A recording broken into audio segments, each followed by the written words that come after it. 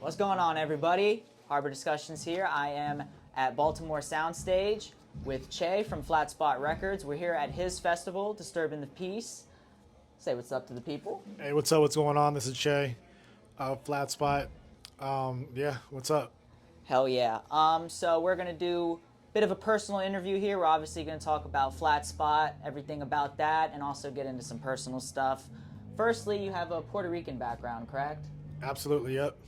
So just go into that in as much detail as you can. Maybe like what parts of Puerto Rico your family are from. Yeah. You know, how often you've gone out there and everything like that. Yeah, so my dad's out of a place called Levittown, that's close to San Juan, and my mom's out of a city called Mayagüez. And yeah, they came to the States in the late 70s, and I lived most of my life in the DMV. I go back all the time. When I was a kid, when school got out, I'd go back like in June and stay a month out that way. And then now I go back twice annually because all my family lives out that way, and so does my mom. So I'm always going back and visiting family. Yeah, I love going out that way. It's beautiful out that way. Do you feel like there's any misconceptions about Puerto Rico? I think some people think it might not be safe. It's got its safe places and non-safe places, just like any place else. Absolutely. I think people, might not think we have a good like punk scene, and San Juan has a lot of cool bands. One of the bands I played the fest today was a band called Cold Times. Hell yeah. You guys should go check them out of San Juan. It's a beautiful place out that way, man. We got amazing beaches, good food. It's always nice outside.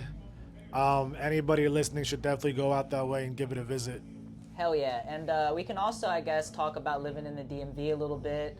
My main question for that was, because people can always go back and listen to other podcasts, other interviews you've been on. They can get your kind of early background of living in Baltimore and going out to DC and stuff. But I was curious, what are the biggest differences now that you've seen from like maybe years back when it comes to living in Baltimore and stuff?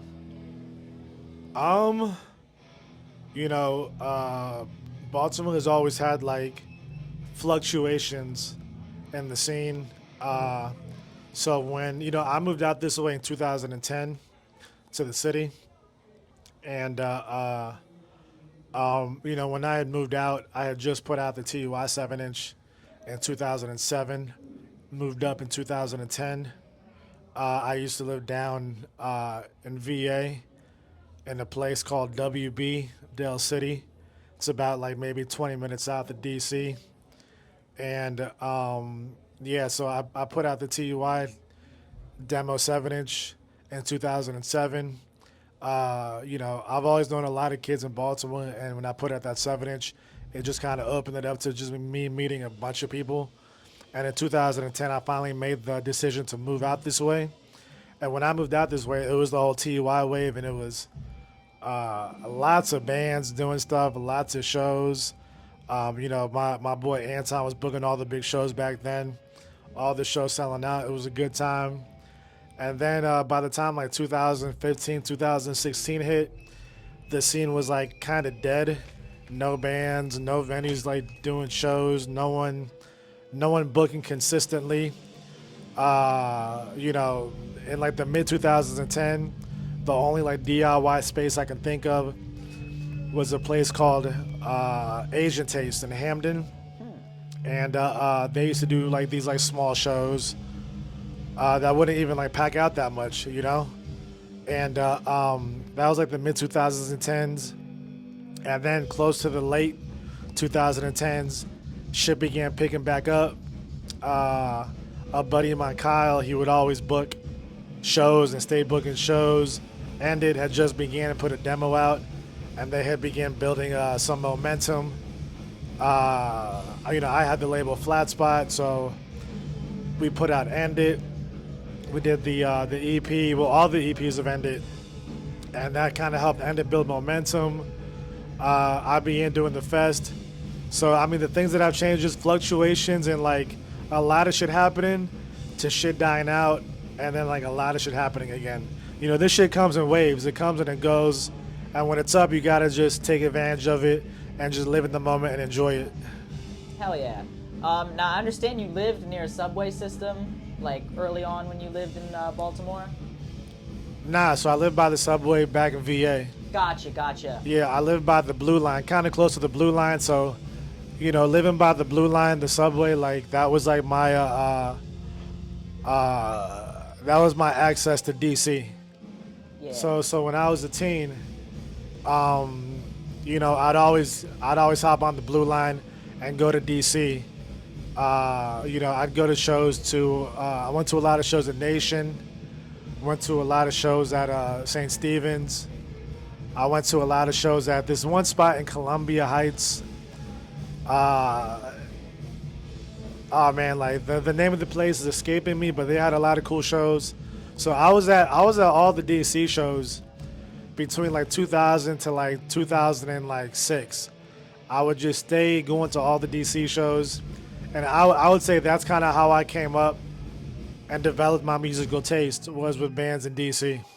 Gotcha. Now, I wanted to ask, because someone like yourself who took public transportation a lot, what are your thoughts on how things have changed over the years with that? I see lots of people online kind of saying how public transportation has fallen off and there's a lot of issues, kind of especially in Baltimore and stuff like that. Do you have any thoughts on that?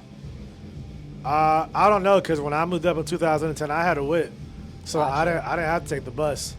But I mean, with what I've seen, the bus system seems good. I've taken it a couple times and didn't have any issues.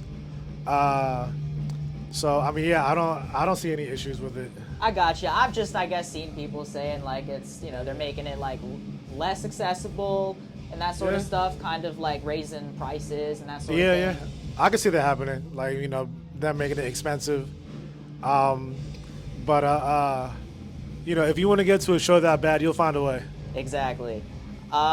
So now we'll kind of get into compilations and stuff like that. I understand that you lived near a van store that used to give away free CDs. Is that correct? Yeah, I lived by a place called Potomac Mills Mall. And when I was a kid, they had like vans at the mall, and vans would pass out these like compilation CDs, like these like sample compilation CDs that you wouldn't even have to buy. They would just pass them out. And I got into that's how I kind of got into punk. You know, I mean, as an example, one of the bands on the comp was H2O, which just played the fest last night. Hell yeah. You know, so it's wild that when I'm like 15 and I'm given like a sample CD of Vans as H2O, little do I know in like 2 decades, I'm going to be booking a fest with H2O headlining. Unbelievable. Absolutely. Now, I wanted to do this as a way to say thank you, and because I thought it was fitting, here we have some Vans compilation CDs from the Warped shit. Tour era. Fuck yeah. We have a 2003, which is kind of one that I found. And the Yeah, rest this of would these have are, been like my time, you know? yeah, and these were more of like my era when I started getting into stuff, was the like 2010s. So Oh shit, these are this yours is to have. Oh fuck, this is sick. Thank you so much. Of course, this is my way of saying thank you for this opportunity. Oh, Pulling this- a little Nardwuar shtick here. Yeah, I have nah. a gift for you. No, this is amazing, man. This takes me back to when I was like 15. This Hell is cool yeah. as shit, man. Thank you. Of course. This is awesome. Was Warped Tour in any way influential to what you're doing here today? Yeah, so I went to one when I was like 15.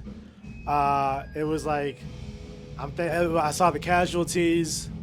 I'm thinking like this band Flogging Molly was playing when I went. Like Lagwagon, No Effects, like all those like type of bands. I saw them when I went when I was like 15, a long time ago. I'm talking, this is like 2000, you know, and that was like cool, and it gave me like a taste. You know, I was like, oh, this is cool, but like, what, you know, and I don't know if I'm like jumping to ahead now, but what kind of got me into it was when I saw Madball at Nation in DC. That was the one that changed my life. But you know, seeing the Casualties and No Effects and all that, it was cool, but like, it was cool and something fun to do. But one thing is having something fun to do. A second thing is making this like a lifestyle. So, you know, I didn't see it as like a lifestyle, and I didn't see it as like this is like changing my life till I went to see Madball at Nation, and I think that was 2001. Hell yeah. What are some compilations? These could be like way old, somewhat recent. Are there any that you're still kind of looking for that you don't have in your archive? Nah, I'm like, when it comes to collecting vinyl, I'm a big geek, man. I collect so much vinyl. Ones that I'm missing, I don't know. I can't think of anything off the top of my head, but I can tell you something to check out. When I was a kid, I bought this one compilation called "This Is Boston, Not L.A.," which had like all the classic Boston bands.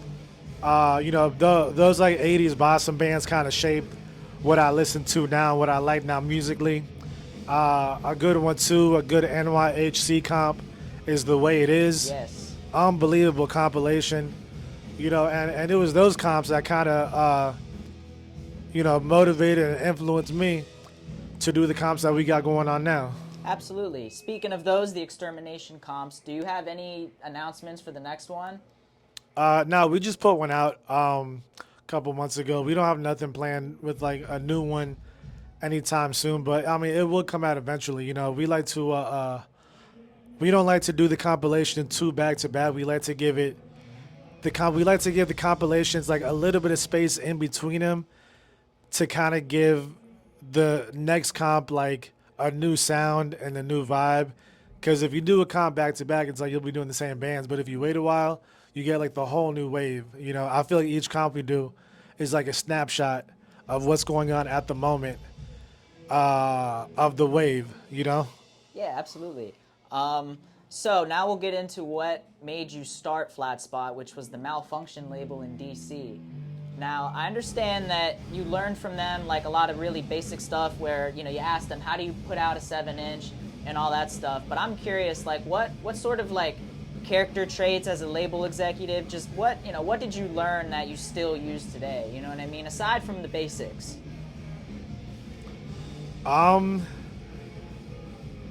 Keep it consistent. Malfunction, classic DC label. Anybody listening needs to go to like discogs.com and look at all the shit that Malfunction put out. They influenced me, and they made me believe that I could do it. That I didn't need to be some like big ass label with like a lot of money. I can just do a DIY style, and put out my homies' bands. You know what I mean? What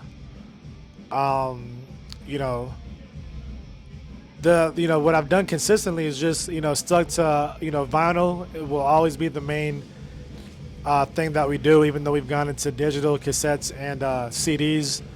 But I just have such a love with vinyl and and music and putting shit out, and I just feel blessed that I was able to like bump into the guys that did Malfunction when I was a kid, and they could just kind of show me what to do and what not to do when beginning a independent DIY label. Absolutely, and now you're doing that for us. So thank you. Nah, thank you. Of course. So I understand that a line from Big L was pretty, was almost like the mantra of Flatspot back in the day. Do you want to tell the people what that line was? Do you remember? I think so. This is a while ago. Which one was it? It was something about like, fuck going commercial, stay controversial. Absolutely. Like that. Yeah. That's a classic Big L line. Well, hey, I'm a big L fan. The biggest Big L fan, man. I was just uptown a couple of months ago at the Wall, taking photos at the Wall and up in NYC. But I like that line because it felt like that defined what Flatspot was. Like we didn't want to like blow up and do cheesy stuff. We wanted to do like cutting edge, pushing the limit type of music. You know what I mean? Yeah. And that to this day, that's what we've stuck to. We don't put out shit because someone else told us to do it. We put out shit that we feel is cutting edge and changing shit. You know what I mean? So that line definitely sticks to this day. Hell yeah. I think it's cool that you know that because not too many people know that. Yeah, that's facts. So now I want to go over Reading across a lot of different interviews with you and Ricky, I collected a lot of the traits that you guys look for in a band. And a lot of the people that listen to my platform are people that are in bands that are not quite as big yet, or that, they want to start a band. So I want my audience to be able to take away something to learn from this. So one of the qualities is, obviously, you like them to be involved in the community of music.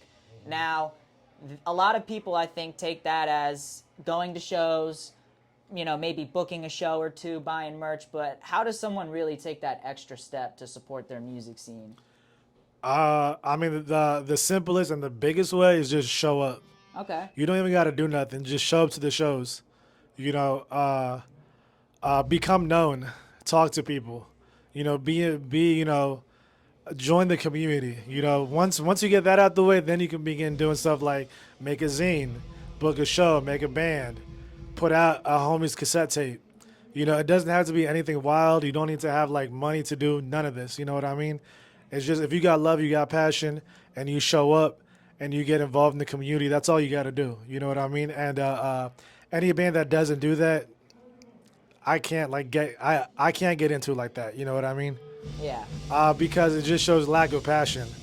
It just shows like someone that's gonna come now, but in a couple of months, whatever, we won't even see his face again. Right. You know what I mean? So when I see people showing up, I know he's not faking it, and I know that this means something to him. Yeah, gotcha. Would a good example, I guess, be like, if you're a band playing a show, don't just leave after after your set. Stick around, hang out, support the other bands, that sort of thing. Yeah, I mean, just hang out. You know what I mean?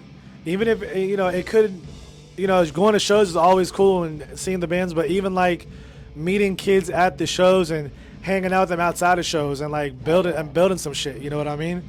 Hanging out, with like-minded people in the same community, and taking the shit to the next level. Yeah.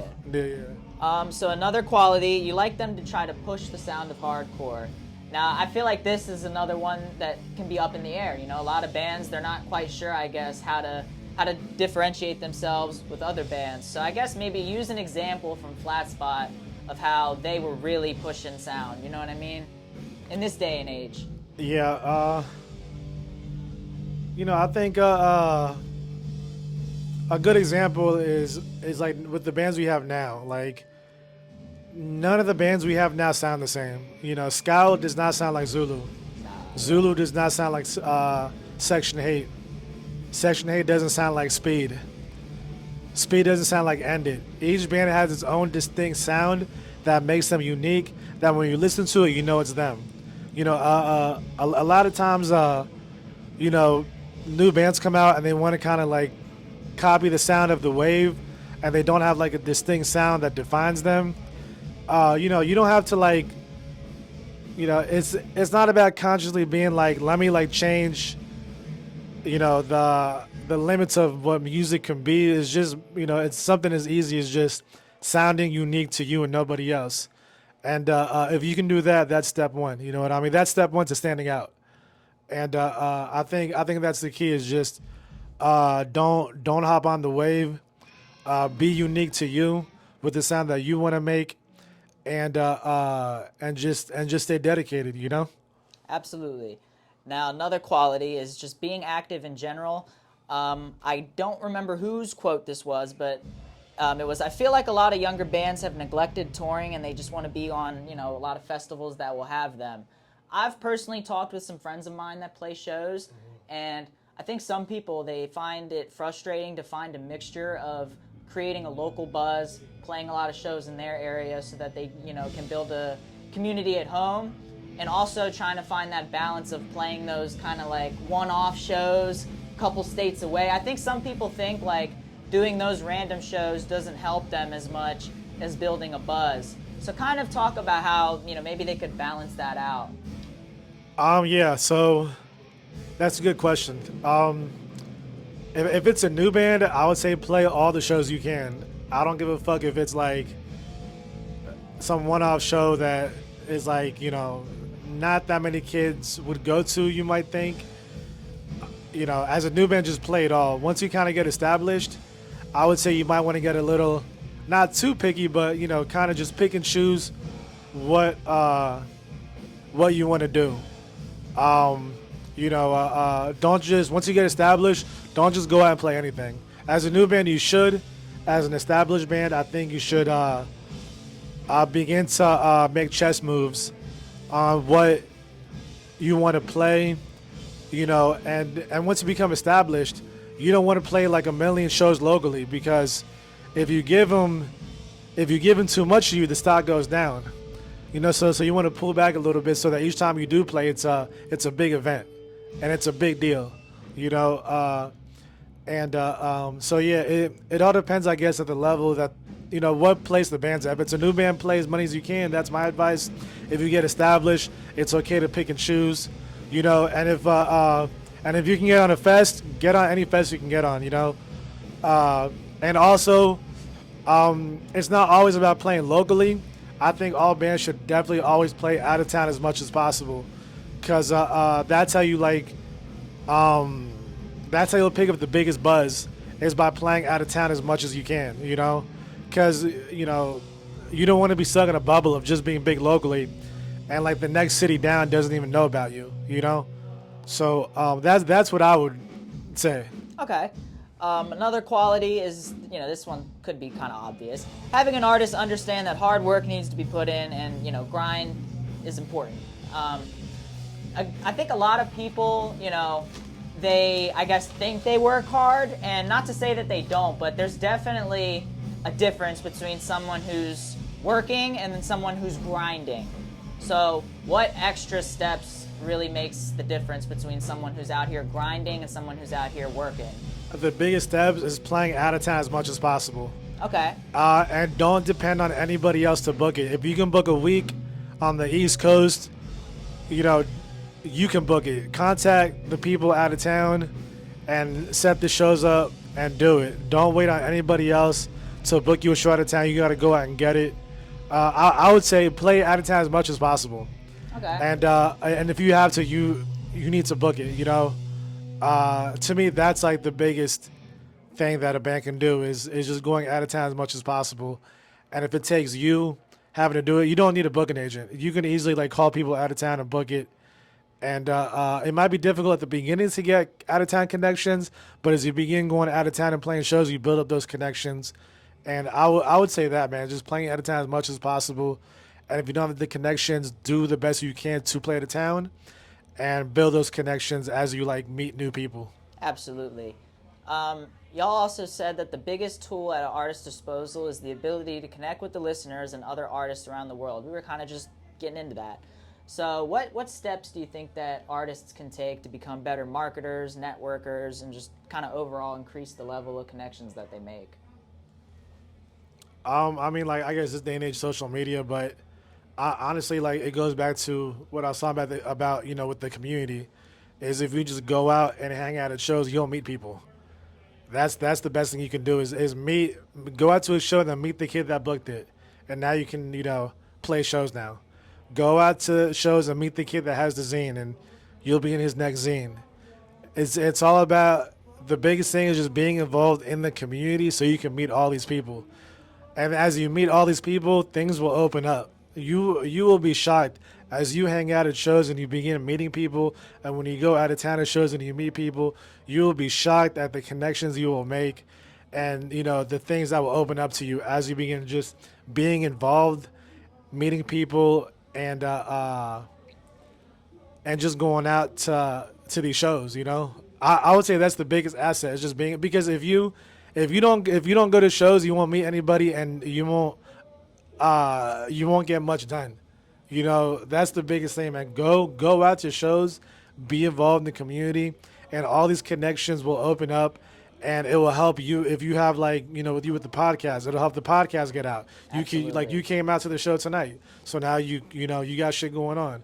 If you would have stayed at home, none of this would have happened. Yeah, I've already talked to a couple people that I wouldn't have known. And the same goes with bands, with having a label, anything. If you go out, you'll meet people, and all these things will open, and it'll people will, with social media, people will follow you. People will want to be involved and see what you got going on. But if you don't go out, they won't know about you. Absolutely. Yeah. Y'all also said, try not to be a follower and be inspired by things around you, but at the same time, you got to make those influences unique to yourself. Where do you think that the line is drawn between like taking inspiration? Because definitely it's happened before where people will say, oh, they sound like this or that. So where do you think a band should kind of draw the line? I mean, it's not, if you have an influence, definitely go with it, but I wouldn't say copy it each note, Yeah, yeah. I would say if you have an influence, take it and then add that special sauce you have to make it something new. So you take a influence you have, you take what you have, and you mix it up, and something new's gonna come out. So you definitely should have influences. Influence gives us having influences gives us new ideas, but at the same time, we also have ideas that belong to us that no one else knows about, and we need to like mix those two to make something new. So that's what I would say about that. Absolutely. This is the last note as far as qualities go. Not chasing trends, and this one was interesting to me because I feel like you don't see a lot of trends too much when it comes to punk and hardcore. If anything, punk is almost like anti-trend. You know what I mean? Because when it comes to like trends, I think most people think of like TikTok dances and that sort of thing. What kind of trends in hardcore do you think are prevalent and that people should avoid? This could be kind of like older trends, just kind of like as an example. That's a good question. Oh man, I don't know, man. I'm thinking. No, I mean nothing at the moment like annoys me. To be honest with you, I got you. I'm actually content with what's going on now. Cool. Hell Nothing specifically, which is a good thing. Nothing specifically comes to mind that I'm like fuck that. Gotcha. I feel like we've gotten to a good place, at least with me and what I like and in my opinions. But I'm positive if you ask somebody else, they might say something. But to me, man, nah, like nothing's bugging me like that. Uh, so yeah, like I would have to, yeah, just nothing's bugging me like that. I could like pick out like that. I gotcha. So in general, I guess like what would you say for bands just not to just do their own thing in a way is kind of what that was leading towards. Yeah, I guess you could say that. Obviously do them always. Like I said, if they have an influence and they want to mix that in the sauce that they have, Yeah. absolutely. But I guess you just always do them. Gotcha. Yeah. So this was in an interview with Ricky, but I am still interested in knowing. So he discussed like the metal of hip hop and fusion, kind of artists like Ghostmain, City Morgue. I don't know if you're familiar with them or not. Yeah, you'd have to ask him about that. He's like that. That's like his specialty. Like, I don't know what he said to that question, but I don't want to speak on his behalf. I got you. He had just kind of mentioned the, how metal and rap have fused. I was kind of curious if Flatspot as a label is ever going to kind of expand into more like any kind of fusion acts if they come across. I'm open to the idea. Okay. I'm also open to the idea of doing like some hip hop. We've had a lot of talks about that. Hell yeah. We've been having a lot of talks about expanding what Flatspot is capable of doing and like the vision of it, Yeah. So I definitely see expanding. I definitely see possible fusions. Cool. I definitely see possible new styles of music. Sky's the limit, Hell yeah. Yeah. What would you say is like your biggest individual responsibilities for the label? I mean, so we both own it. He kind of does the main like day-to-day stuff, I do a lot of the when he needs help with something, I'll help him out. Also I've got like things assigned to me that I need to do. Okay. But when it comes to finding bands, I think that's the thing that we get most passionate about is finding the new bands, and we'll be talking weekly about have you seen this band? Did you check out that band? We just have these like intense convos of new bands, who we like, who we don't like. I just love it that we both have such a passion with music because it's easy to get shit done when you're doing shit with people that have passion. Absolutely. What? One second.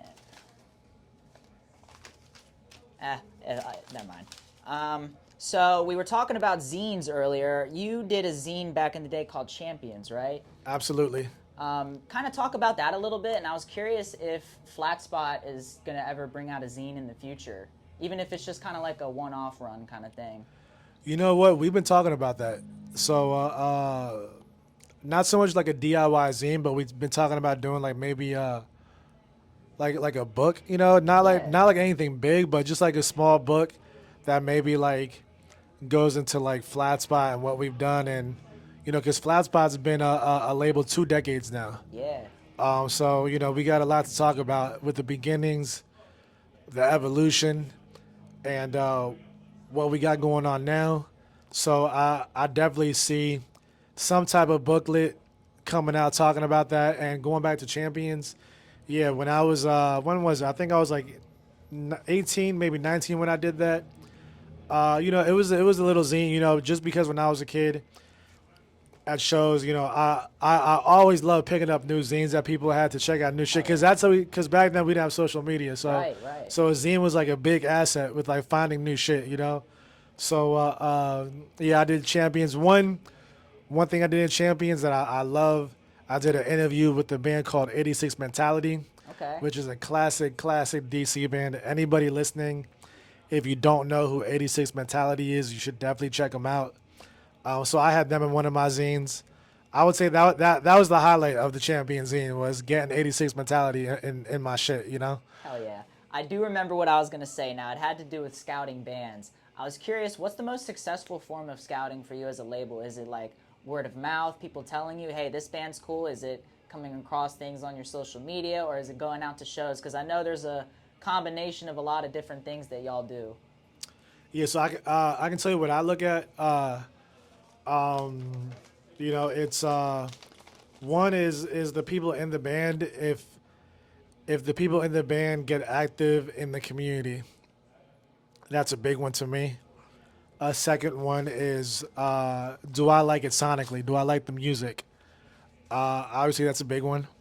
So, if they check off the music is good and they involved in the community, then we can look into how active the band is. Because you could have the coolest music, but if you don't get active and you don't push the music and nobody knows about it, what's the point? Right. So if I see the band's got like, people active in the community, if I see they got good music, and I see them as a band active, playing out of town a lot, pushing the music, check out the live show. The live show hits. Having, in this day and age, having some type of social media, if they got some good social media happening, that's always a plus. But those would be the main things that I look at. Like if those boxes that I said don't get checked, I wouldn't even like think about putting it out. Gotcha. Yeah. So recently, last year, Flatspot Records did a collaboration with the Hundreds, which was very big. So we can kind of, if you want to talk about any of like how that was done behind the scenes, but I was also curious if in the future Flatspot is interested or already kind of working on any future collaborations. Like I think Carpet Company would be a dope collaboration. Yeah, that'd be cool. We got a couple of things in mind. I don't want to say anything to Yeah, like, of course.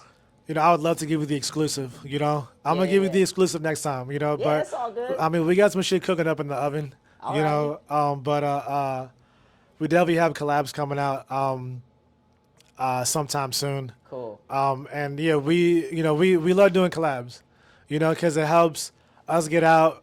It helps the guy doing the collab with us, them get out, So yeah, we have some shit lined up. Hell yeah. Now, when I was listening to other interview, am I correct that you were almost a vocalist for Ended, or you were at least considered to be a vocalist for Ended at one point? Yeah, so when Ended wasn't Ended, it was just a couple of guys jamming. They had all the songs that came out on that self-titled EP. They had those songs, but no one was singing on the songs. The band name wasn't even Ended yet. They had no band name, nothing. They just had those songs. They asked my boy Jacob if he wanted to sing. He didn't have time. Then they asked me if I wanted to sing. I didn't have time. And at that same time that they wanted to find a vocalist, I went to go see this band called Malicious Code live. And I went to go see him. And it was actually Akil who sings in Ended. That was his old band that he sang in, Malicious Code. and I saw him singing in this band, man. And the band was cool, it was a cool band, but I saw it kill, and I was just like, this dude got something.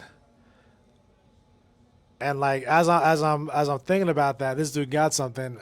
I think about the guys in what would be ended, and the songs they had, and they needed a vocalist, and the style they had was like just tough and you know like not like just mean, and it fitted a kill.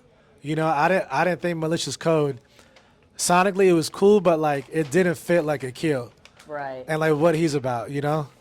And so I told Akil, I was like, man, like I know these guys and they jamming and they got a couple of good songs, man, but like I don't got time to sing with them.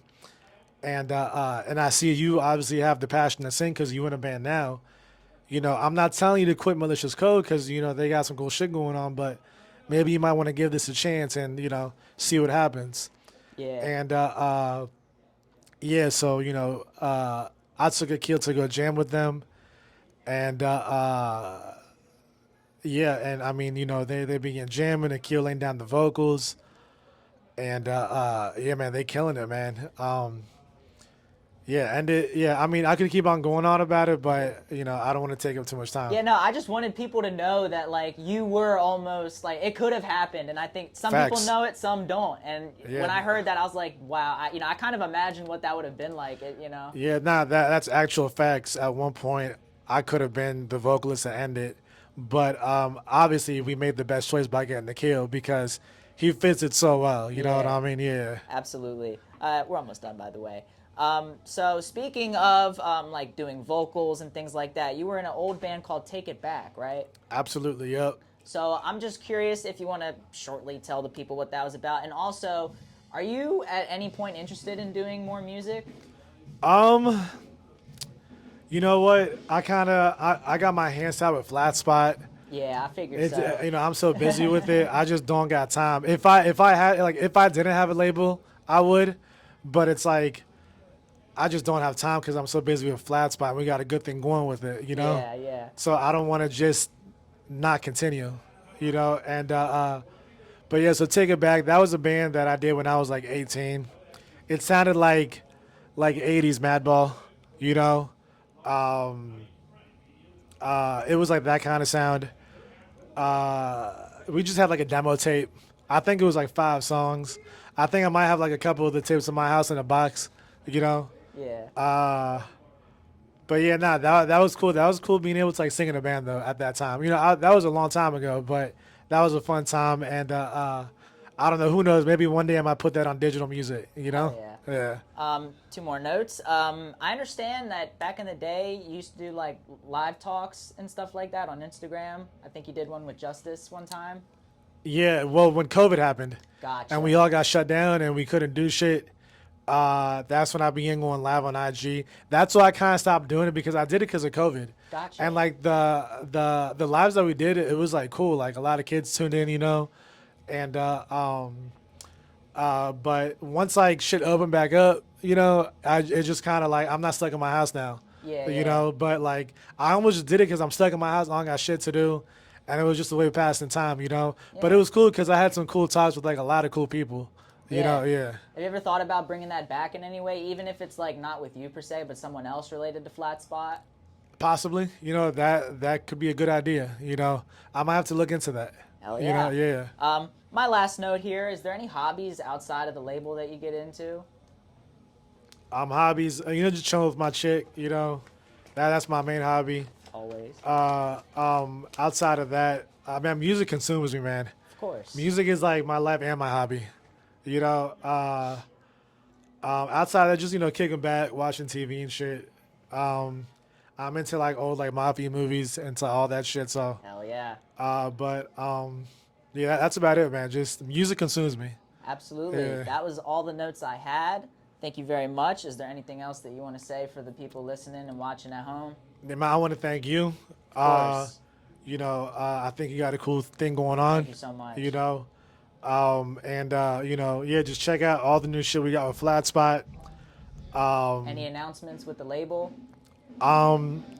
Yeah, we got a band called AWOL coming out. We got Life's Question coming out. Hell yeah. And outside of those two, we have like a lot of big announcements that I can't say just yet. Yeah, yeah, of course. But in the next couple of months, stay tuned because we got a lot of big shit going on. Hell yeah. Thank you so much again, man. Yeah, thank you. Of course.